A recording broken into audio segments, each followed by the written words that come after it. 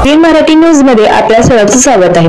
ताज्या बातम्यांसाठी एबीएन मराठी न्यूजला राष्ट्रवादीचे नेते महेश कोटे यांचं निधन सोलापुरात राजकीय क्षेत्रात खळबळ। सोलापूर शरदचंद्र पवार राष्ट्रवादी काँग्रेसचे नेते माजी महापौर सोलापुरातील एक मोठं राजकीय प्रशस्त असलेले महेश कोटे यांचं निधन झाल्याची माहिती समोर येत आहे।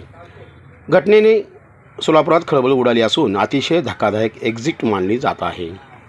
मिळालेल्या माहितीनुसार महेश कोटे हे प्रयागराज येथे कुंभमेळ्यासाठी गेले होते। त्या नदीमध्ये शाही स्नान करून बाहेर पडले। त्यानंतर थंडीमुळे रक्त गोठले आणि त्याच वेळेस त्यांना हृदयविकाराचा जोरदार झटका आला। हॉस्पिटलमध्ये नेण्यापूर्वी त्यांचा मृत्यू झाल्याची माहिती समोर आली।